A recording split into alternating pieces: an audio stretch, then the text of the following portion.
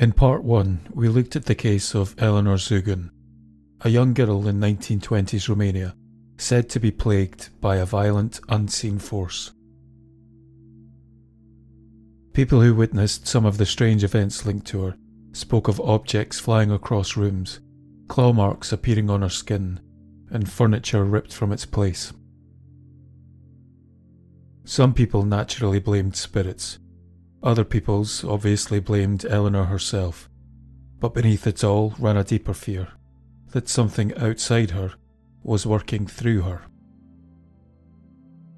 Her story would go on to become part of the inspiration for The Exorcist, though the real events were far stranger and more disturbing than anything Hollywood imagined. And Scotland has its own history of such fears. Over the centuries, its churches and courts have recorded cases of people believed to be taken over by the devil himself. Some people were prayed over, others were punished, a few were even executed. These are not legends passed down by word of mouth. They are stories drawn from Kirk session minutes, trial transcripts, and official records. And in this episode, we step into that history. From women who cried out in Latin, though they never learned the words, to farmhands who claimed to vomit pins, to children who collapsed, screaming in the middle of worship. These are the moments when belief and possession collided with the need to act, and when the line between spiritual affliction and human suffering grew dangerously thin.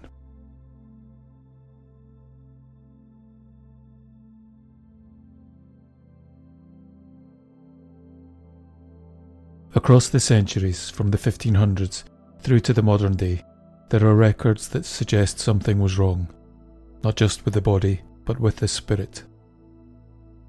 People didn't call it possession at first, but that's what it came to mean. In a country where religion shaped not just belief, but law, identity, and punishment, the idea of spiritual invasion carried weight. To be overcome, to speak in another voice, to collapse without cause, to twist and to convulse or claim visions, wasn't seen as a medical issue, it was a moral one, and, in many cases, a matter of eternal consequence. From the 16th century through to the 20th, Scotland saw hundreds of documented cases where individuals were said to be taken by forces beyond themselves. Some people were labelled witches, others were treated as victims, though that didn't always lead to mercy. The difference often came down to status, gender, or which minister was nearby when the symptoms began. Possession in this context wasn't just a private horror, it was public. People were examined in front of congregations, they were prayed over, interrogated, restrained.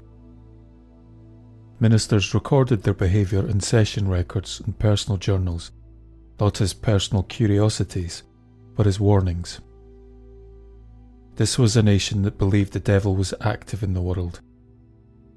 He didn't just tempt, he interfered, disrupted, and took hold, and anyone could be next. You can trace this thread through other Scottish hauntings. The case of Major Thomas Weir is often seen as one of possession masked by power.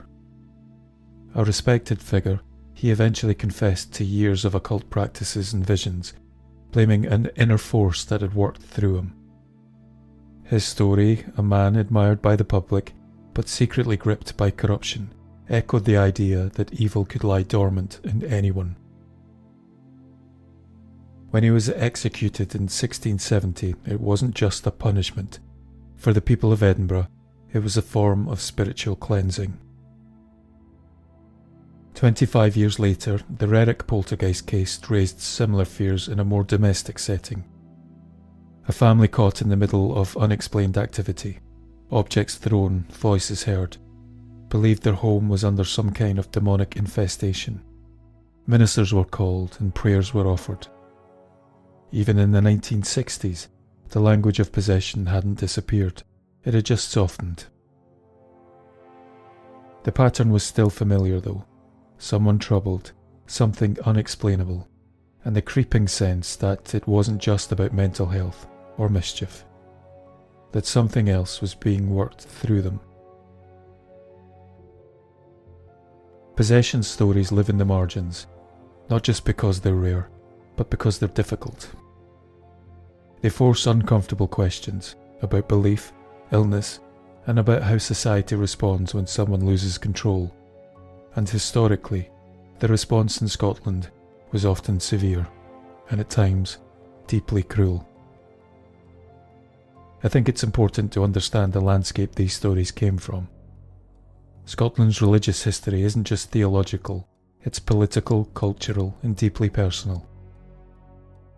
The Reformation brought with it not only a rejection of Catholic ritual, but a heightened fear of the devil's hand in everyday life.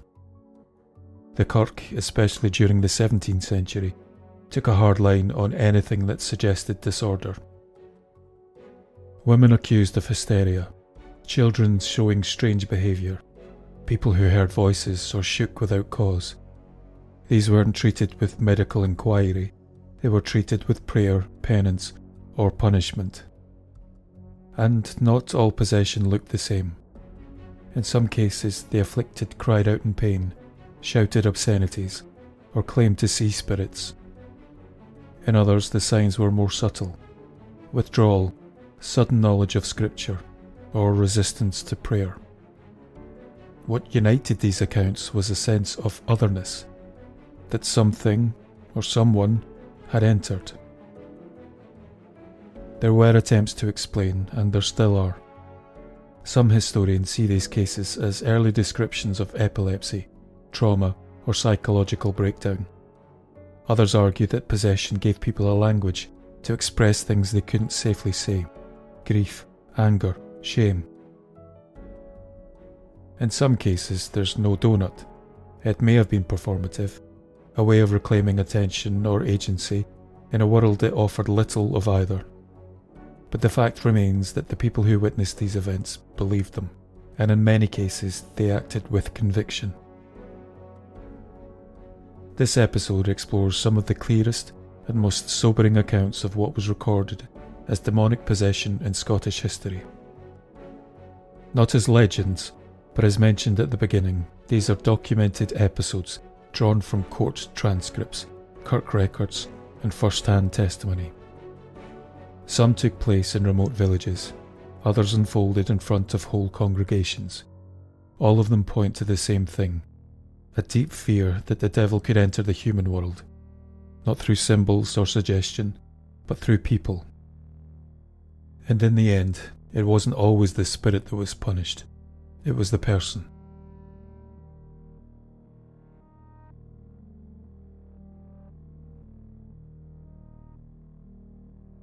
In the centuries following the Scottish Reformation, religion was not just a private belief system, it was a structure for understanding everything: illness, dreams, behaviour, accidents, births, deaths. And at the centre of that framework sat sin. To suffer was not just to be unfortunate, but potentially to be judged. To transgress could open a door, not just metaphorically, but spiritually. In this world, demonic possession was not dismissed as fantasy. It was recognised, though unsettling, as reality. Calvinist thought, which heavily influenced the post-Reformation Kirk, held that Satan was not only real but active. He wasn't a symbol of temptation or chaos, he was an entity, a threat, and a constant adversary of God's people. And Scotland, in the minds of many preachers and elders, was God's country. This belief placed the devil uncomfortably close to home. Any sign of spiritual disturbance, sudden illness, wild speech, unnatural strength, voices that weren't a person's own, could be interpreted through this lens. The devil did not need to be summoned, he only needed an opening.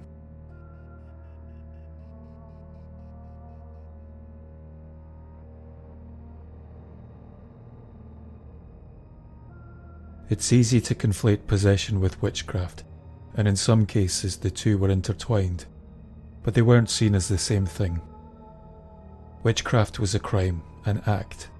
It was something someone did, calling on spirits, casting harmful spells, or consorting with the devil.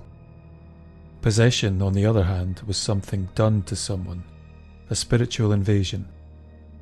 Often the possessed were framed not as sinners, but as victims, instruments through which the devil was trying to speak or act. This distinction made a difference.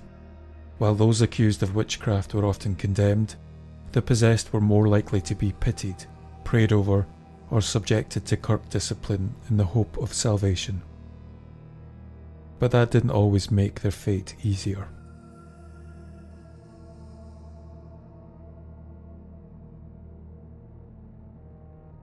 In many recorded Scottish cases, possession was framed as a consequence of sin, particularly hidden sin.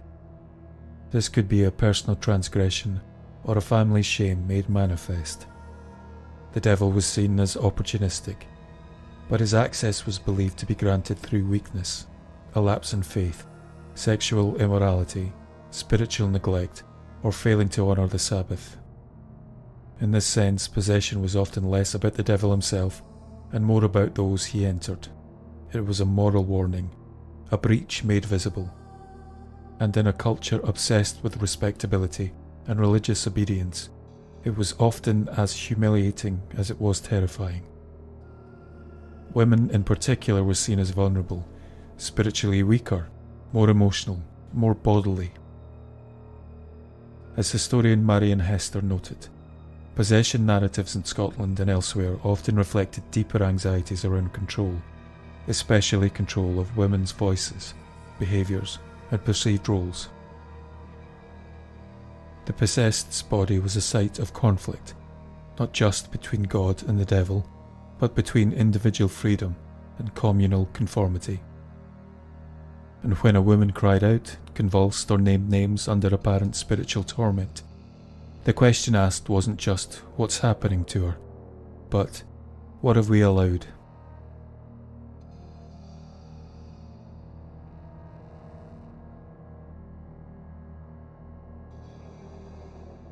Much of this unfolded within the tight structures of Scottish parish life. Kirk sessions, the governing body of local parishes, met weekly to handle everything from drunkenness to disputes to spiritual deviance.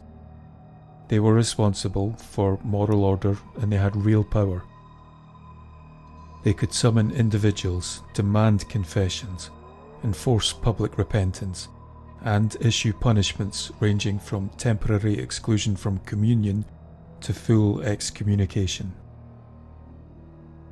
Possession cases, when they arose, fell under their purview, often documented in their minutes alongside accounts of fornication, Sabbath breaking, and illegitimate births. The afflicted would sometimes be brought before the session, questioned and prayed over. In some rare cases, ministers attempted what might now be called exorcisms, though in Scotland these were rarely dramatic rituals. Instead, they involved fasting, prayer, and moral correction. The aim was not to cast out a spirit in a single act, but to restore order, spiritual, social, and moral, over time. These were not private matters. Just as repentance was expected to be public, so too was deliverance. In a tight-knit community, demonic possession didn't just mark an individual, it stained a family, unsettled a congregation, and prompted reflection on collective failure.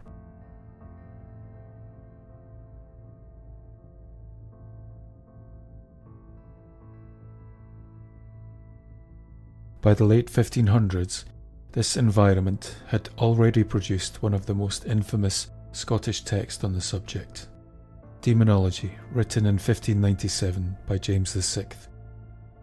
In it, James outlines his belief in witches, spirits, and demonic possession, and insists that such threats must be met with vigilance and godly action.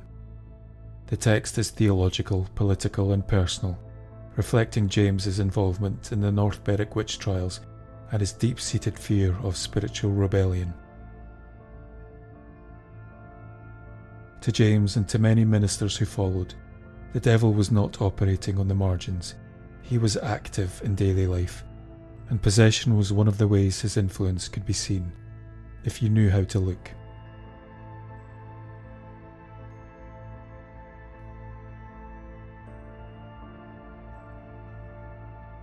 There is also a performative element in many of the recorded cases. The afflicted would often speak in strange voices, make accusations, or deliver sermons of their own, sometimes rebuking sin, sometimes naming enemies, sometimes demanding justice. In a way, possession became a distorted form of testimony, unsettling, unpredictable, and hard to ignore. Some ministers embraced this, using possession narratives to reassert the need for spiritual discipline. Others feared it, not just because of the spiritual implications, but because it disrupted the structures they were meant to uphold. And that tension between belief and control, between sympathy and fear, is visible in the records themselves. Many of the surviving accounts come from parish minutes, court records, and printed pamphlets. Some are a matter of fact. She was troubled of the devil. Others are lurid and strange, detailing episodes of vomiting nails, speaking in tongues, or seeing spirits that no one else could. The stories vary in tone and length, but they share something, a belief that the spiritual world could intervene, not subtly but violently, and that the human body, especially when vulnerable, was the stage upon which that conflict played out. In the episodes that follow, we'll look closely at these stories.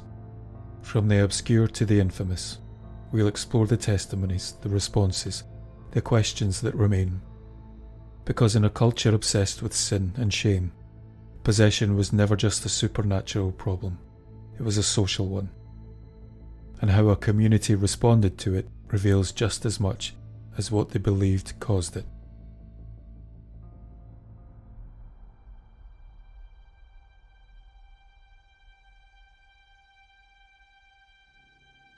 Renfrewshire, 1698. The witch trials that had once claimed thousands of lives were now fewer and more openly questioned.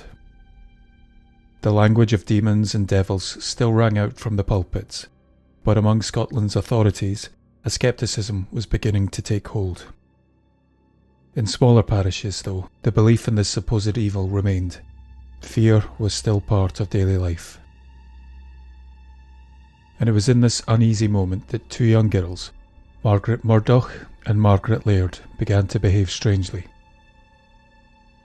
At first it might have been dismissed. They were children. Children fall ill, act strangely, cry out in their sleep. Maybe it was just a fever, maybe it was nerves. But the symptoms didn't pass, they grew worse, and far more difficult to explain. And Margaret Murdoch was the first. She was said to scream in the night, her body twisting as though gripped by something unseen. Her parents tried to soothe her, but she didn't respond. In the morning she was exhausted, withdrawn. She spoke of dark, shadowy figures in the room. She described seeing men and women in the corners and shadows, figures no one else could see. Her limbs would jerk uncontrollably and without warning. Sometimes she would go rigid, her jaw locked tight, her eyes wide, searching around the room and unblinking. At first there was sympathy, then concern. But when Margaret Laird began to suffer the same fate, it turned to fear. The girls' voices didn't just change, they warped. Sometimes low and rasping, other times clipped and urgent, as though the words were being forced out by something unfamiliar. The tone was wrong, the cadence was wrong, even their accent seemed to slip. It was frightening in a way that was hard to explain, like hearing someone you know speak with a stranger's voice. Parents and neighbours said it didn't sound like either girl. At times the speech was flat and emotionless, at others it carried a strange, mocking rhythm. Not quite a growl, but not far from it. They spoke of being touched, scratched, watched. They described invisible hands, whispers in the dark, the sensation of burning skin. Then they began to name people, neighbours, relatives, familiar figures from the parish. Not with direct accusations, but with stories. They spoke of what was happening and of who they believed was behind it, who had sent the torment, who had opened the door.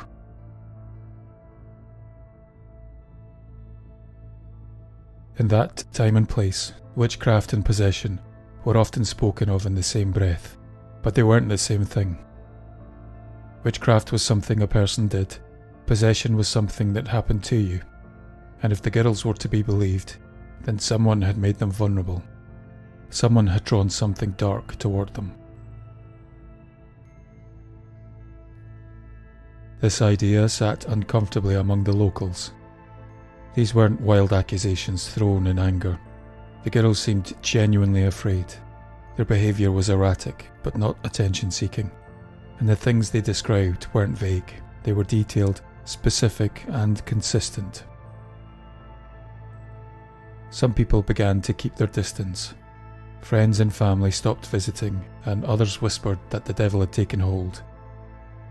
Ministers were consulted, and the kirk took an interest. But no matter what they did, the symptoms continued.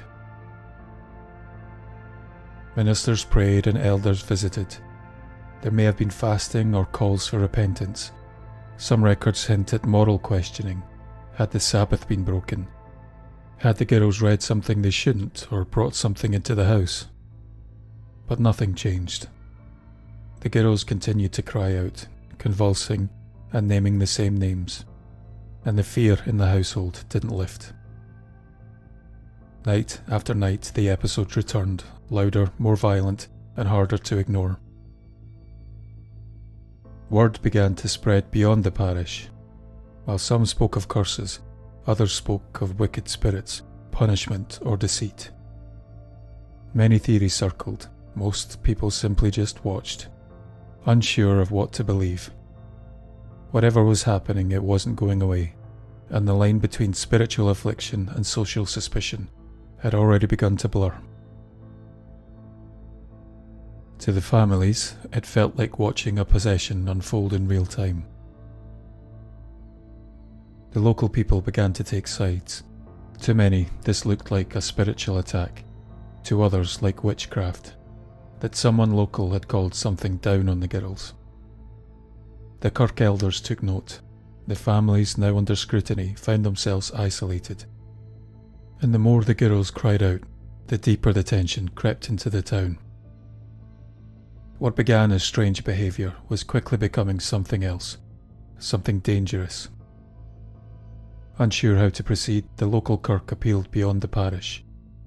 The matter reached the Privy Council of Scotland, the same body that had, in the past, authorised witch trials and upheld confessions taken under pressure. But this time something changed. The council dismissed the case. It was a decision that wasn't talked about publicly, but it was a meaningful one. There were no arrests, no confessions, and no punishment. The names Margaret Murdoch and Margaret Laird appear briefly in the historical record, then vanish. There's no clear outcome, no explanation. The case faded, just as the symptoms apparently did. We don't know what became of the girls. Their names don't appear again in session records or burial notes. Whatever happened, it didn't leave a trace on paper. But what does remain is telling. A few years earlier, this case could have ended in prison or worse. Instead, it ended in silence. No resolution, just an unspoken decision that it would go no further. And to me, that's what makes this case stand out. In 17th century Scotland, claims of possession or bewitchment often led down the same path. Public suspicion, a name, and then punishment. But this time, even though the symptoms were dramatic and the community clearly concerned, the reaction was thankfully different. It may have been a kind of test. Would the old instincts take over again, or was something beginning to change? Importantly, belief in possession hadn't disappeared. It was still there, in the sermons, in the prayers, the things people said when illness struck or strange behaviour surfaced. But how those beliefs were acted on was shifting. The absence of a trial says something about the mood of the time. Not disbelief exactly, but hesitation. Fewer people, especially among the authorities, were willing to trust that spiritual claims should lead to legal action. The Kirk still had power, but it was no longer unchallenged. Ministers could preach about sin and Satan, but now these warnings existed alongside growing legal and intellectual caution. Civil authorities were less inclined to treat possession as proof. And there's another side to this too, a more difficult one to answer. What caused the girls' behaviour? Were they simply mimicking stories they'd heard, or had they suffered trauma or illness? Or was it something emotional, grief, fear, or anxiety? We don't know. And from the way the case dissolved, it seems others didn't either. That may be why it ended the way it did. No verdict, no scapegoat, just a decision not to pursue it. The Murdoch and Laird case isn't widely known. It doesn't end in fire or dramatic spectacle, but to me that's what makes it valuable. It's a record of belief, running up against doubt and stopping short. There were no executions in Renfrewshire that year. No sermons denouncing the girls, no broadsheets or pamphlets sold in the streets. Just the faint outline of something that might have become a tragedy, but thankfully didn't. By the early 18th century, Scotland was starting to change, and the Kirk's influence was still strong, but it wasn't absolute. Enlightenment thought, medical theories, and legal reform were beginning to push back against older narratives. Possession didn't vanish, but it started to lose its hold in the courts. And this case sits on that line. A flicker of the old patterns, followed by something new, refusal. And in that refusal, we catch the turn of the tide.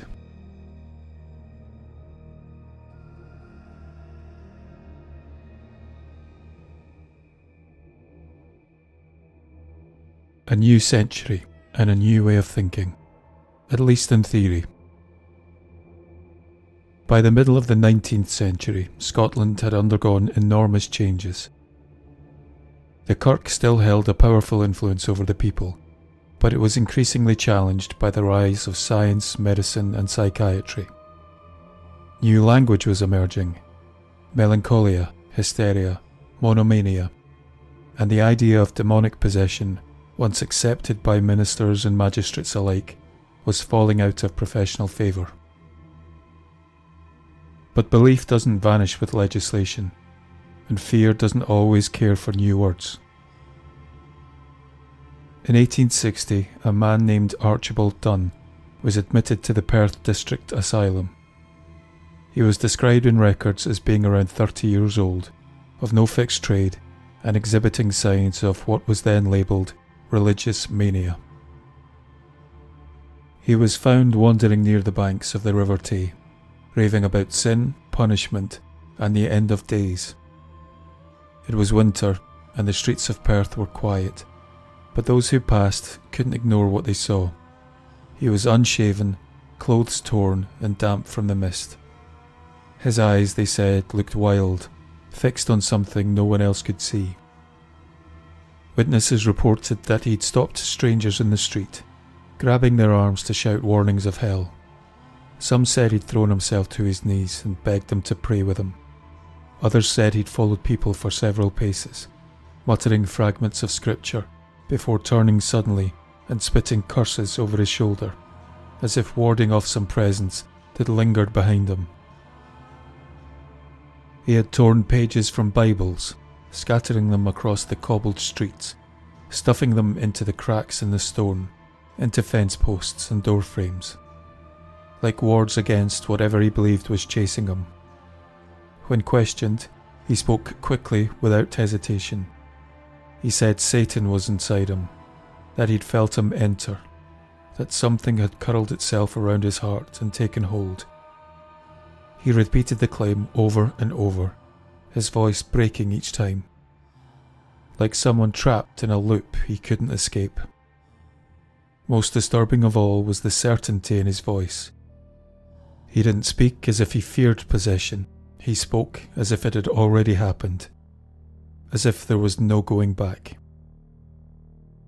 Doctors observed that he refused food and sleep, that he held his arms tightly to his chest, as if resisting some inner force, that he spoke in long, broken sentences about judgment, temptation, and eternal fire. One report from the asylum noted, "The patient is under the firm belief that he is possessed by an evil spirit. He states the devil entered him during a revival meeting some months ago, and he's since governed his actions." The revivals were a key detail. The late 1850s had seen a wave of evangelical awakenings across Scotland, particularly in rural and industrial communities. They were loud, emotional, filled with prayer, tears, and declarations of salvation. For many, they brought comfort and clarity. For others, like Dunn, they may have amplified fear and confusion. He had, it was later discovered, attended several revivalist meetings shortly before his breakdown. He had been described by those who knew him as quiet, withdrawn, prone to long spells of fasting and prayer, but nothing, they said, had suggested what would follow. The asylum's physicians didn't entertain the idea of literal possession. To them, Dunn was a psychiatric patient. He was diagnosed with religious monomania, a term often used at the time to describe a person fixated on a single, obsessive religious idea. They prescribed rest, supervision, limited stimulation. And slowly, over weeks, Dunn began to stabilise.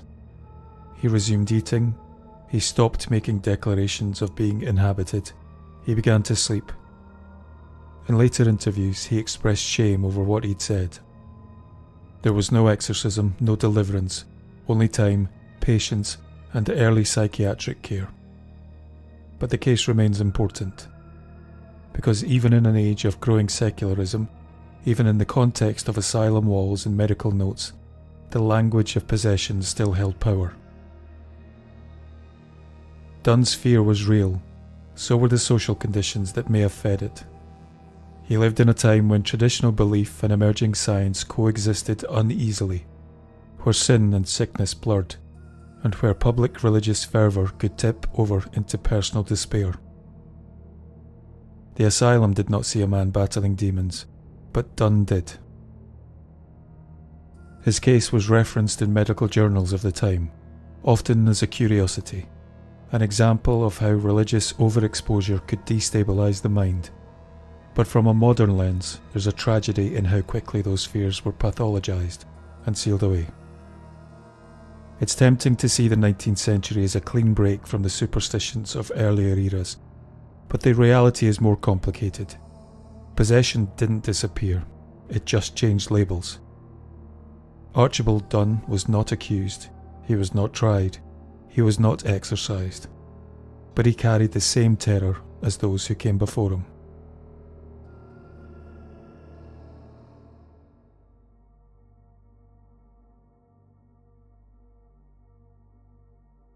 It started as these things often do, with a game, or at least something that seemed like one.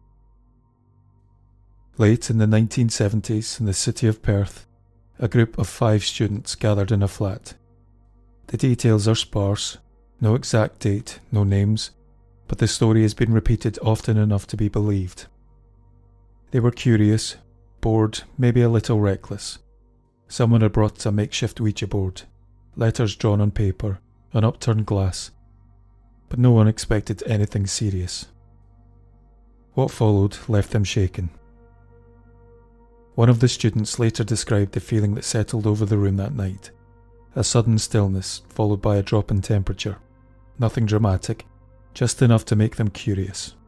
Enough to make the hairs on their arms stand up. There was also a strange pressure, one said.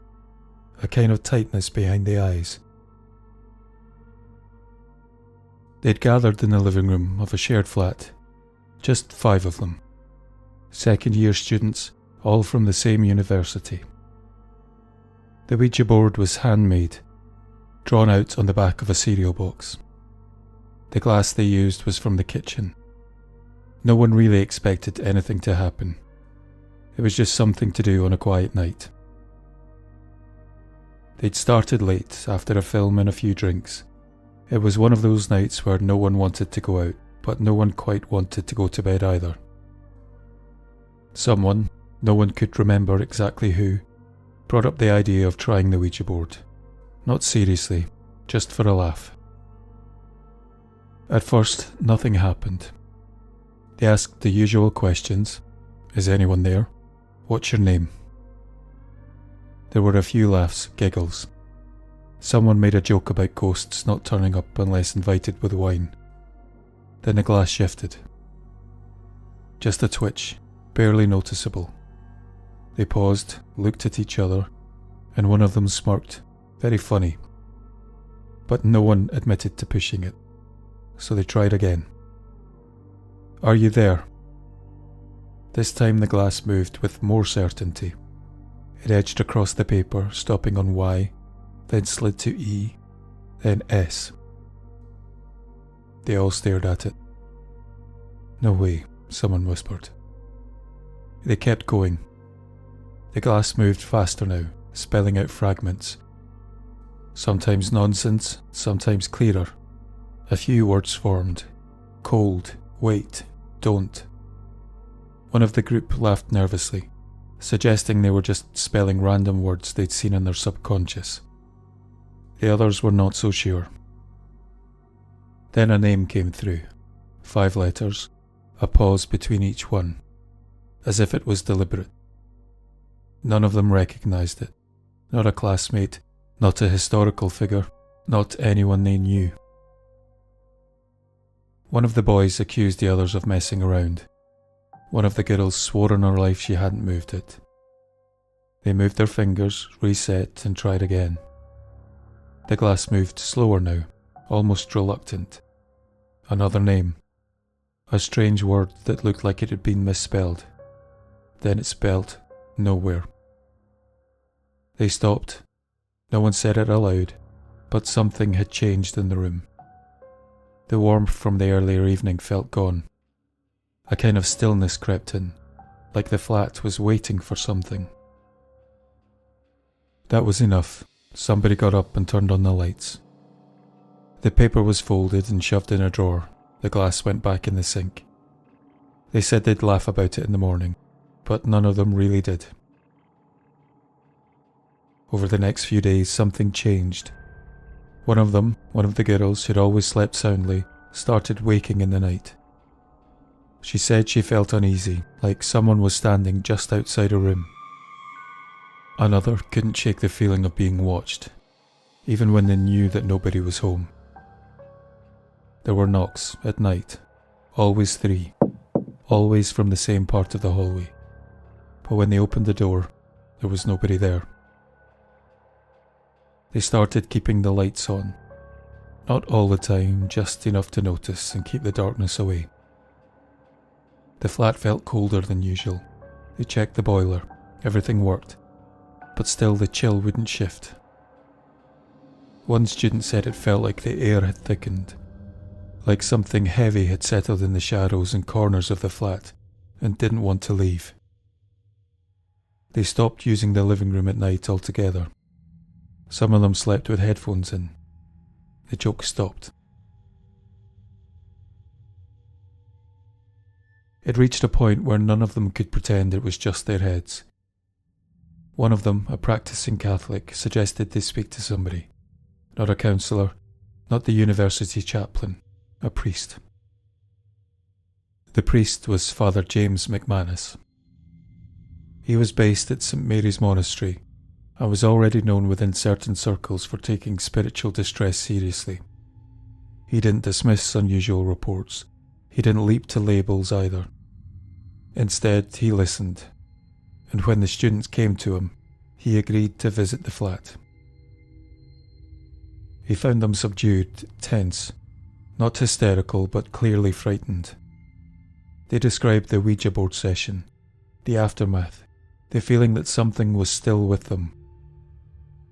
McManus later wrote that he believed the students were sincere.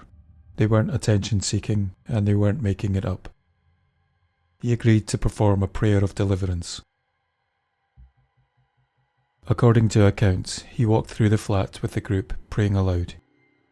He didn't use Latin, nor did he conduct a full exorcism. What he offered was quieter, a request for peace, a blessing of the space, and prayer for protection. At one point, he placed his hand on a wall near where one student had heard persistent knocking. He paused, then continued. The whole ritual lasted less than an hour, but the effect, according to those involved, was immediate. The sense of heaviness lifted, the cold spots faded, no more knocks were heard.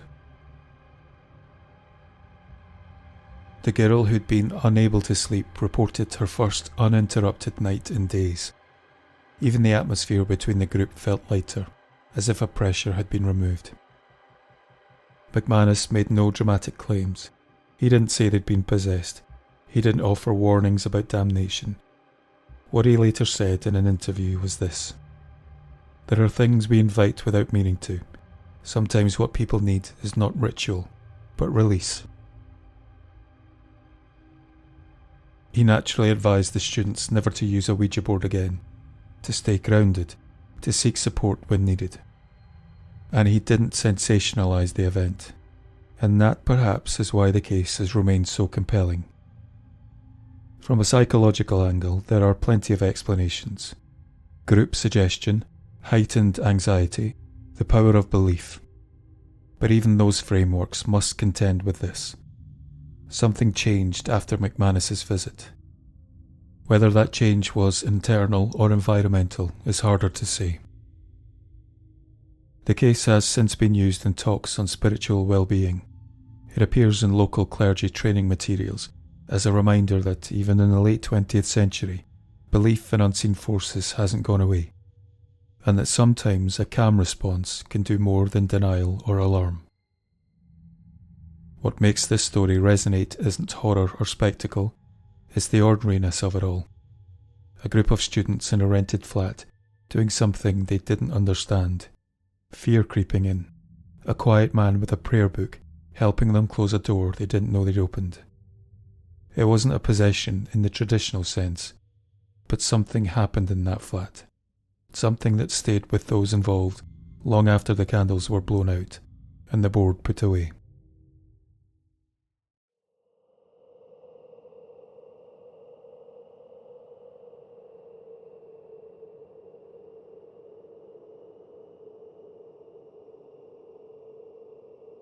It was the mid-1970s, somewhere in Scotland. The exact location has never been published. A woman in her 30s found herself overwhelmed by feelings she couldn't explain. By all outward appearances, she had a stable life. Married, employed, no known history of mental illness. But in private, she was battling something that refused to let go. Jealousy. Not the ordinary kind, but something deeper, obsessive, and irrational. She became convinced her husband was having an affair, that he was hiding something from her, that others around her knew and were mocking her. No evidence ever surfaced. Her husband denied it. Friends tried to reassure her, but the feelings only intensified. She began to monitor his movements, question him, check receipts and coat pockets. She stopped sleeping properly, lost weight, and began to withdraw from social situations. And eventually she sought counselling. But the therapy brought no relief. Her mind remained consumed. In desperation, she turned to the church. She was referred to Father James McManus, the priest we discussed in the last story. As we know, McManus had dealt with unusual cases before. Not all his cases were dramatic. Some involved odd atmospheres in houses, others dreams, compulsions, or persistent unease. He would rarely speak about the details of the cases, but those who knew him said he listened more than he spoke, and that he took people's distress seriously, whatever its source. The woman met him in private, and McManus later described the case in minimal terms, never naming her or offering specifics. But in an interview decades later, he mentioned a woman suffering from obsessive jealousy, who had exhausted every route available to her. According to McManus, the decision was made to pray a short deliverance rite, not a formal exorcism in the Roman rite sense, but a personal prayer for liberation. They met in a room. He asked her to sit. He read from scripture. He placed a hand on her shoulder, and he prayed aloud. There was no convulsion, no shouting or Latin chanting, but something did change. In his words, "When we finished, she looked up and said, 'It's gone.' Not in a dazed or euphoric way, just clear, as if something had lifted." She later reported feeling calmer than she had in months. The thoughts, she said, no longer pressed in on her. She was still hurt, still uncertain, but the obsessive cycle had broken. She could breathe again. McManus never claimed she'd been possessed in the theatrical sense. He avoided that word, but he did say this: "There are times when what a person carries doesn't come from them alone." The church made no record of the event beyond McManus's private notes. No follow-up report was issued, and the woman's name to this day remains unknown. But this case stands out for its intimacy. It was not the result of public hysteria or collective fear. There was no crowd, no trial, no violence, just a woman, a priest, and a silent struggle that had gone too far. It also shows the continuation of belief into the modern age. In the 1970s, mainstream psychology was well established. Marriage counselling was available, yet here was a case where none of that helped, and where a return to older traditions, not superstition, but spiritual practice, seemed to bring relief. And perhaps that was all it was needed. A space where her pain was taken seriously, where her experience wasn't labelled or dismissed, and where the weight of it could be given over to something else. Of course, others may argue differently, that the improvement was psychological, that the prayer served as a ritual interruption in a destructive cycle, that McManus provided pastoral care dressed in spiritual clothing. And that might be true, but it doesn't change what she felt or the fact that something changed that day. In the years since, the Church has refined its guidelines on cases like this. The word exorcism is rarely used. Instead, the term deliverance is preferred, more pastoral, less dramatic. But at the heart of it lies the same impulse, to help when nothing else has. This wasn't a spectacle, it was personal, and perhaps that's why it stayed quietly in the records of those who knew McManus best.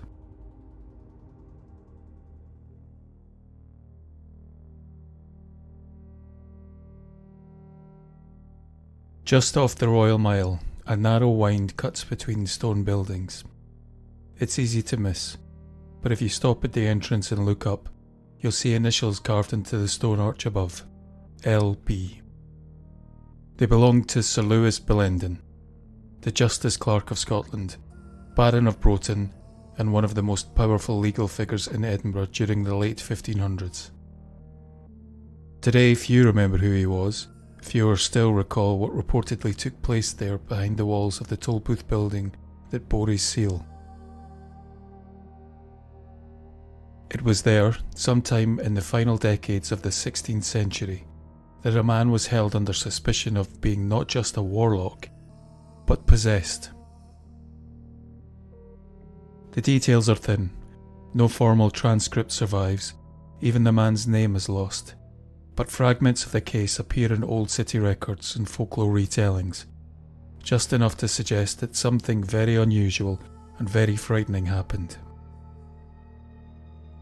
The man had come to the attention of authorities following several complaints. At first it was just murmurs, neighbours remarking on his strange manner, the way he avoided eye contact, how he would suddenly go still when church bells rang.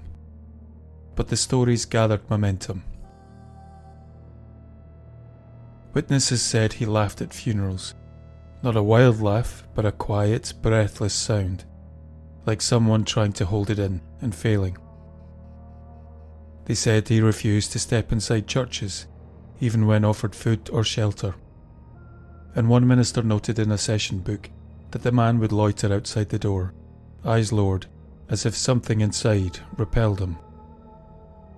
There were also other things. When the Lord's Prayer was spoken, some said he would shake. His lips would move, but no sound came out. Others described how his face would drain of colour and his hands would clench, as though the words caused pain. Children were frightened of him. One said he whispered to the birds in the street, and that they answered him. Another claimed they saw him talking to someone who wasn't there, his body angled toward empty space, nodding and smiling, as though deep in conversation. It could have been madness, or grief, or something else entirely. But in a town where scripture was taken seriously, and where strange behaviour was still measured against spiritual expectation, the man's presence brought fear. Ministers began to take note, elders paid him visits, and a few kept records. And what began as gossip took a darker turn. None of these things on their own were proof of anything. Very strange, yes, but not criminal. Yet together they formed a pattern, one that made people feel uneasy. Neighbours began to talk. A minister was sent to speak with him. He refused to answer questions directly, and when asked to recite scripture, he stumbled. When pressed to name the apostles, he laughed. And soon people's moods shifted from curiosity to concern. Church elders noted his behaviour in their minutes. A Kirk session was held. He was watched more closely. His home was visited, and in time the conclusion was drawn. Not that he was mad, but that something had entered him, something not of this world. He wasn't just strange, he was afflicted. The term they used was clear. He was harbouring an unclean spirit. By this point in Scottish legal history, witch trials were not uncommon. Possession, however, was a more specific charge. It implied that the devil himself had taken hold of a person from within, not just influenced them, but occupied them, and that required action. The man was taken to the Canongate toll booth, a building used for centuries as a place of justice, administration, and imprisonment. At the time it was heavily fortified. Gun loops lined the exterior, its cells were small, cold, and oppressive. And once inside, the man was reportedly placed in an upper room, alone and under guard. What followed has only been described in the briefest of ways. Some accounts refer to it as an exorcism, but not in the formal Catholic sense. There were no priests in full vestments, no elaborate ritual. Instead, the rite, if it can be called that, was overseen by Bellenden himself. This act in itself was unusual. Bellenden was not clergy, but as Justice Clerk and a man with close ties to the King's Court, he held significant authority. In cases involving supposed diabolical activity, legal and spiritual responsibilities often overlapped. Bellenden had presided over witchcraft matters before. He understood how fear and order worked together. Witnesses, again unnamed, described what took place in the room. The man was said to thrash against his restraints whenever scripture was read aloud. His reactions were unpredictable, violent in bursts, then eerily still. A witness noticed that when Bellenden read from the Gospel of Mark, The man twisted his head sharply and began to spit, the saliva hitting the flagstones with a force that suggested intent, not reflex. He refused to repeat the Apostles' Creed. When pressed, he shouted obscenities, some in Scots, others in what a guard later described as gibberish, or some tongue nae man ne'er kent. Bellenden remained composed throughout. He was not an emotional man. He's said to have stood just out of reach, reading steadily, eyes fixed on the subject. When he invoked the name of Christ, the man's entire body trembled. His hands, bound at the wrists, turned white from the strain of twisting against the rope. His teeth chattered and clenched, not from cold, but as if he were trying and failing to keep something in. At one point, just after midnight, he collapsed. His chest heaved, his eyes rolled back, and from his mouth came a low, continuous sound. Neither speech nor moan, but something in between. Those present would later argue over what they'd heard. One said it was a chant, another a muttering like wind in a chimney. A third insisted it was laughter, soft and deliberate. Then came the growling. The guard who recorded it wrote that the noise had nae business coming from a man's throat. It started deep, barely audible, then rose sharply, animalistic but shaped into a cadence, as though speech were being formed out of pure instinct. The voice didn't sound like his own. Some said it had changed, first high, then guttural, pacing back and forth between registers with an unnatural speed. A clerk present for the proceedings said it was like listening to three voices speak at the same time from the same mouth. What he said, if he said anything at all, was never agreed upon. Some claimed he uttered names, others said scripture in reverse. One person believed he repeated a line from Psalm 22, my God, why hast thou forsaken me?" But no record could confirm it. What is known is that he remained in this state for nearly 2 hours. He couldn't be calmed, he refused water, his skin was pale, and his pulse rapid. The rope at his wrists left deep marks. At times he stared at the wall and smiled, though his eyes remained unfocused. Just before dawn he fell into silence. No final words and no movement. When a physician was finally called, he was declared dead. No wound, no sign of trauma. The official cause was listed as sudden stoppage of the heart. But the clerk noted something else. "It was not the body that unsettled me," he wrote. "It was the stillness in the room when it was over, as if something had gone, but not far." What is certain is the man died. He didn't make it through the night. Reports at the time said he died of fright. That whatever was being done in that room, whatever pressure had been placed on him, spiritual, psychological, or otherwise, his body simply gave out. There were no signs of assault, no mark of execution, but he never left the toll booth alive. Bellenden made no public statement, and no investigation followed. The matter was put to rest. His initials, however, remain LB, carved in stone, high above the toll booth wind. The building itself has changed. After the 19th century, when the need for local tolls and civic administration faded, it was repurposed. Eventually it became what it is today, a tavern, one that tourists pass through. Locals sit at the bar, but few know of the history beneath their feet. But the story never fully left.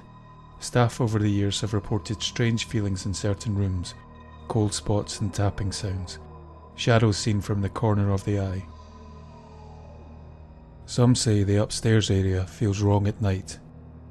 One former bartender said he would never lock up alone after hearing what he thought was breathing behind his shoulder, when the place had been empty for hours. Of course, none of this proves anything, but it speaks to a larger truth, that places absorb what happens in them. and the Canongate toll booth was a site of authority, punishment, and fear for centuries. What happened inside, whether legal or spiritual, left its mark. And somewhere in its past, a man was brought in, accused of being possessed by the devil, and died before he could defend himself.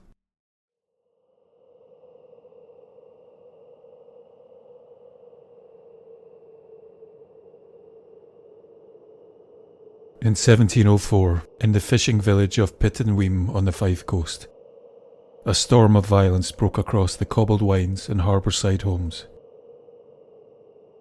It began, as such things often did in early modern Scotland, with a claim of possession. But unlike the ambiguity of other cases, what happened in Pittenweem was brutal, public, and deadly. The catalyst was a teenage boy named Patrick Morton. He was the son of a blacksmith and worked as an apprentice to a local merchant. At first, there was nothing unusual about his illness. He complained of fatigue, headaches, but soon reported a strange sense of dread that came over him in the early hours of the morning. And then the symptoms worsened. He began to shake uncontrollably. His limbs jerked out at odd angles. He'd cry out during the night, claiming that something was crawling over his skin or pulling at his feet. His neighbours said he looked pale and drawn, and that his voice sometimes took an unfamiliar tone, lower, more demanding, as if he were speaking through clenched teeth. He told his parents he was being attacked by invisible forces. He couldn't sleep. He couldn't eat. Eventually, he named someone, Janet Cornfoot, an elderly woman who lived nearby. He said she came to him at night, not in person but in spirit, that she sat on his chest and tried to choke him, that her form would flicker at the edges of his vision before vanishing. And when he was asked how he knew it was her, he said it was just something he felt, that it was her voice, her presence. The Kirk took the claim seriously. Cornfoot was an older woman with no family status and little means to defend herself. She had a reputation, as many single or widowed women did in tightly knit towns, for being odd or untrustworthy. In the eyes of some, that was enough. Soon more names followed, and as Patrick's fits escalated, so did the numbers he gave. A growing list of villagers, mostly women, were said to be involved in tormenting him. His claims were startling: nighttime visitations, spectral beatings, voices in the dark. Ministers and neighbours took his words seriously. After all, Scotland had not yet fully abandoned the idea that the devil could act through human agents. By 1705, 7 people had been arrested. Some were imprisoned in the local toll booth. Others were interrogated. One man, Thomas Brown, a schoolmaster, refused to confess and was eventually released. But for Janet Cornfoot, the outcome would be far worse. Rumours spread and fear turned to rage. Pittenweem was small, still is, and the ongoing presence of the accused further fueled the townspeople's anger. Something had to be done about her. When it became known that the authorities in Edinburgh were growing sceptical of the case, that they might overturn the arrests or declare Patrick's affliction fraudulent, the townsfolk took matters into their own hands.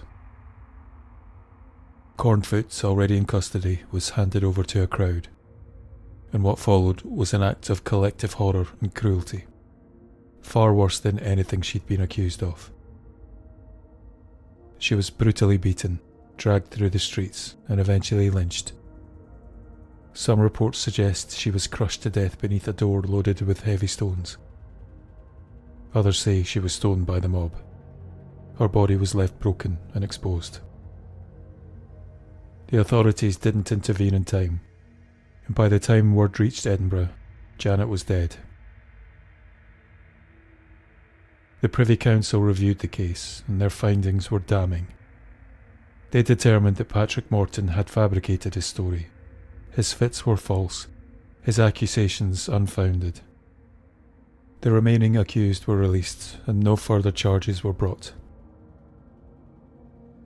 The Pittenweem affair became a symbol of mob justice gone unchecked. It exposed how quickly fear could override law. The Kirk had lost control of the narrative. The civil authorities had failed to act with urgency, and an elderly, innocent woman had paid the ultimate price. There's something I find particularly chilling about this case. It didn't happen in the frenzy of the 1590s or at the height of the 1660s. It happened in the 1700s, when Enlightenment thinking was already gaining ground. It occurred in a literate town with established trade, education and civic order. And yet the forces that had driven Scotland's worst witch trials were still alive, just beneath the surface. The role of Patrick Morton is uncomfortable to examine. Was he a liar, deluded, mentally ill, manipulated, possessed? None of the surviving documents offer clarity. What we know is that his words carried extraordinary weight, that people believed him over the women he accused, and that his performance of possession, real or not, was powerful enough to destroy lives. Janet Cornfoot was never formally tried. She was never convicted of a crime. Her death was not sanctioned by law, but by belief and fear. And belief, as the Pittenweem case shows, could be just as lethal as any sentence. The town would later try to distance itself from what happened. Some records are lost, others redacted, but the name Pittenweem still carries the weight of this incident in the dark corners of local memory.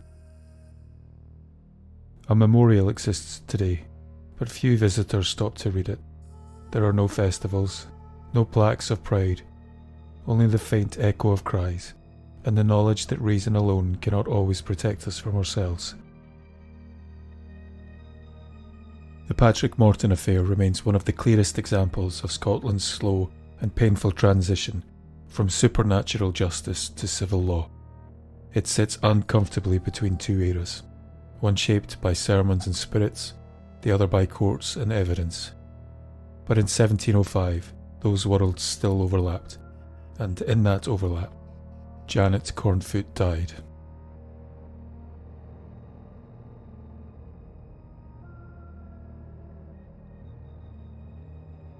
The hearth fire was low, and outside the land was rimmed with frost.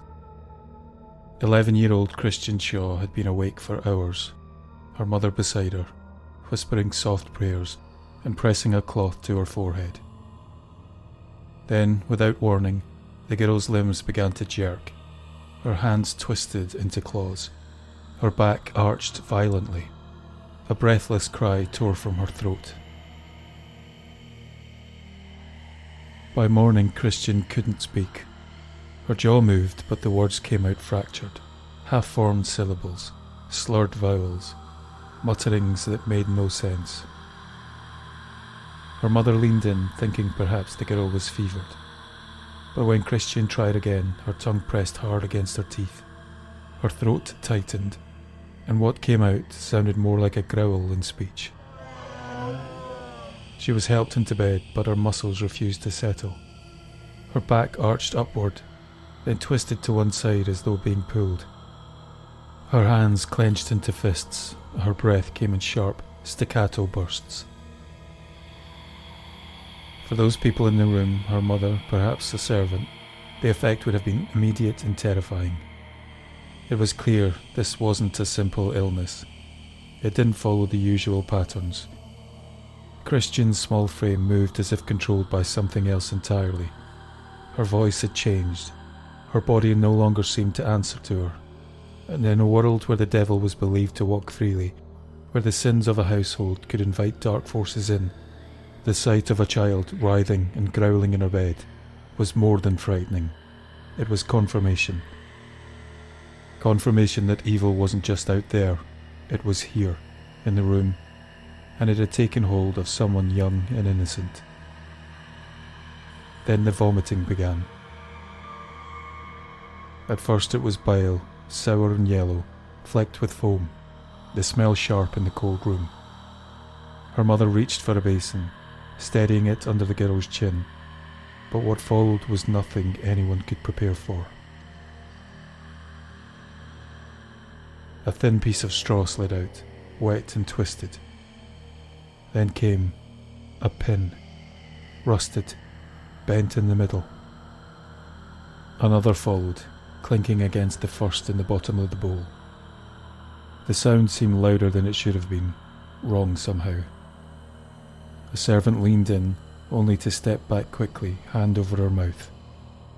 Christian coughed hard, gagging, and brought up a small tangle of thread, slick with saliva. Then, to those watching, something worse. A pale fragment, no bigger than a fingernail, but with the unmistakable smoothness of a bone. Too thin for an animal, too human-looking to dismiss. One of the older women crossed themselves. Another turned their face away. Later that day, when the minister arrived to see for himself, Christian retched again, producing what he recorded as hair, straw, and a quantity of nails. The pins and nails were placed on the table for inspection, their points dulled by rust but still sharp enough to draw blood. She sobbed uncontrollably between each bout. Her voice was hoarse, and she was unable to explain how they had come to be inside her. One man said it looked as though her very insides were being clawed from within. Whatever was happening to Christian, it was not an ordinary illness, and soon the rumours of witchcraft began to rise. The Shaw family, well connected and devout, were stunned. Physicians were called, ministers too, but no one could explain what they saw. And then, from one fit and the next, the young girl whispered her first accusation. Catherine Campbell. She cursed me. Catherine had once worked as a servant in the Shaw household, dismissed after being caught stealing. At the time, she was said to have muttered something under her breath. An insult, a threat, maybe just a bitter parting shot. But now, Christian claimed Catherine was coming to her at night, not in body, but in spirit, floating above her, pressing down on her chest and laughing while her ribs burned. More names followed: Agnes Naismith, John Reed, Margaret Lang. All poor, some elderly, all secretly suspected of having something to do with the devil. Ministers were called to observe Christian's trances. A public fast was declared. Days passed, the girl twisted, screamed, fell limp, and the list of accused kept growing.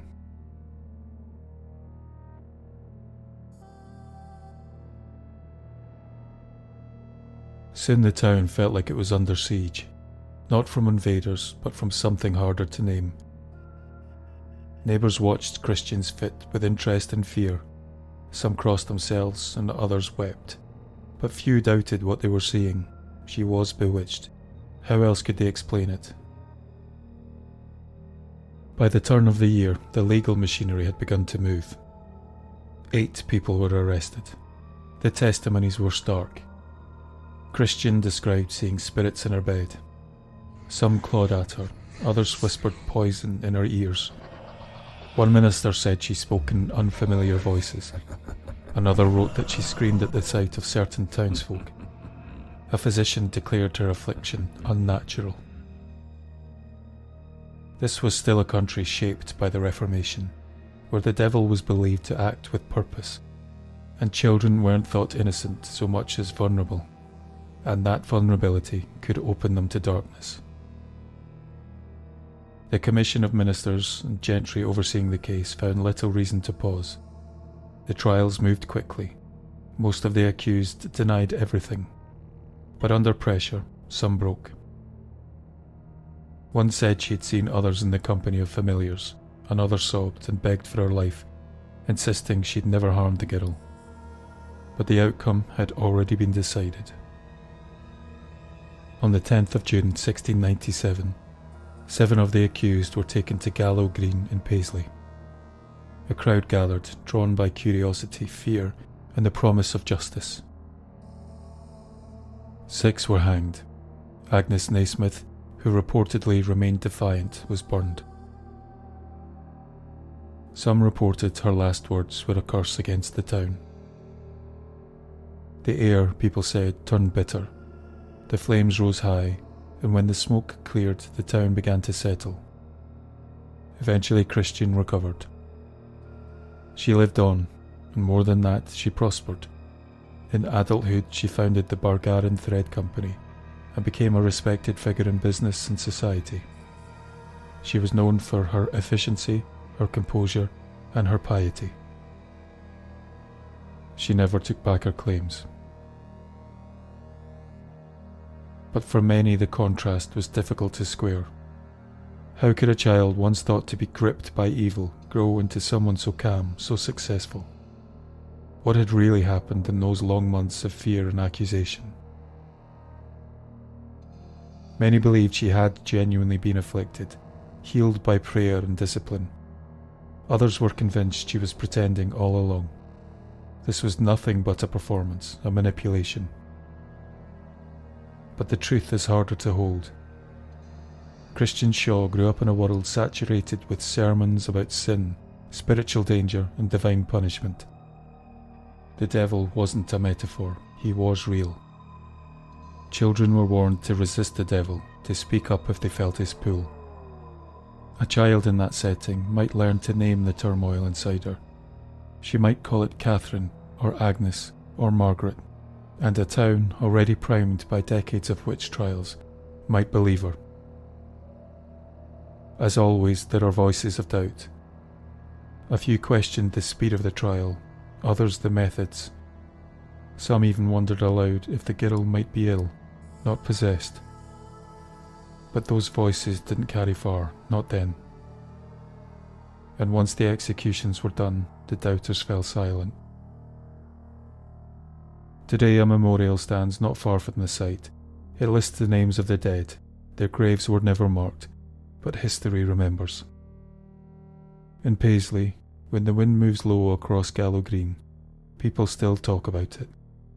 Not as a ghost story, not as a possession story, but as a reckoning, a time when one girl's torment became a sentence for 7 others.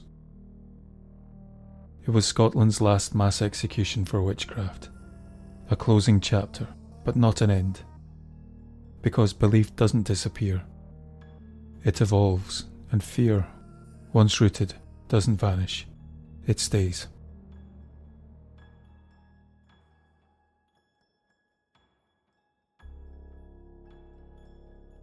There are few stories like these in Scotland now.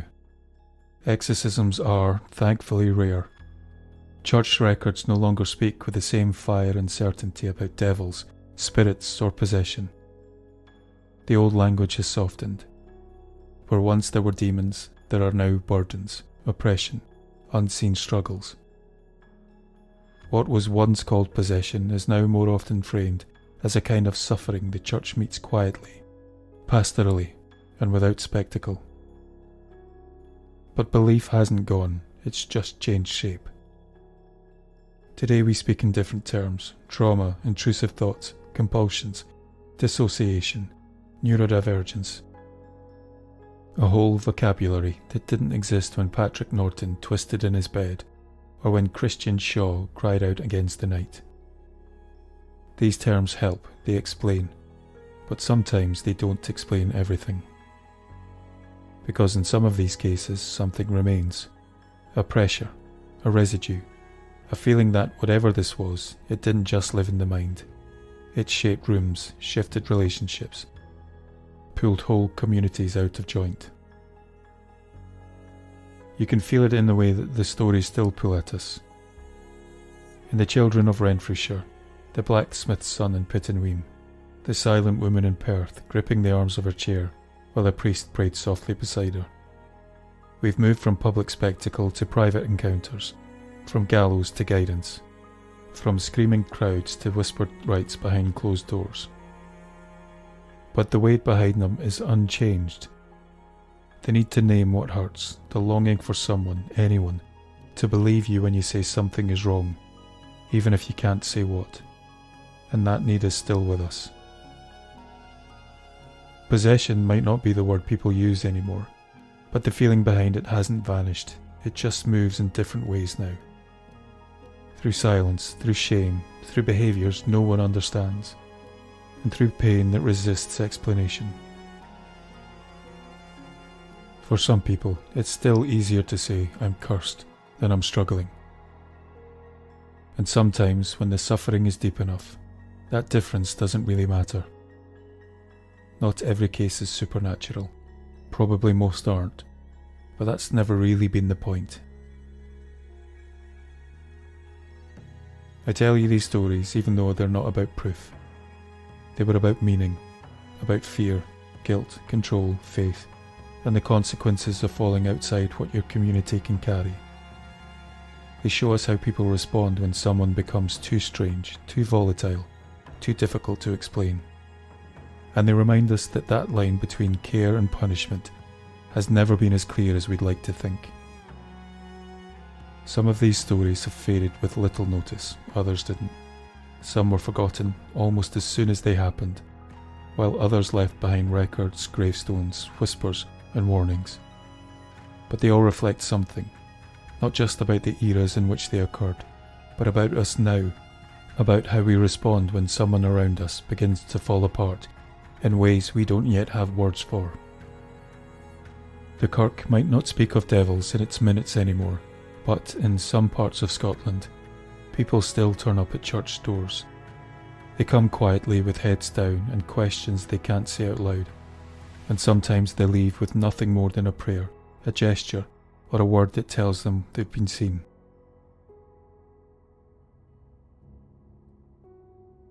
Maybe that's not a battle with the devil, maybe it never was, but it's still a kind of exorcism. And like our first episode, our final part in this series will turn to a single case. A case that began as a supposed poltergeist haunting, but grew into something harder to categorise. The strange story of a young man tormented by an entity calling itself Jonathan, and convinced that what he faced was not simply a haunting, but possession.